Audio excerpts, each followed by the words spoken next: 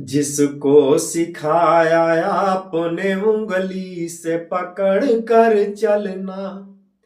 जिसको सिखाया आपने उंगली से पकड़ कर चलना,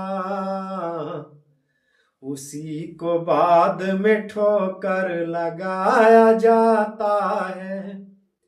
उसी को बाद में ठोकर लगाया जाता है। मेरी कविता में रुचि तो हमेशा रहती है,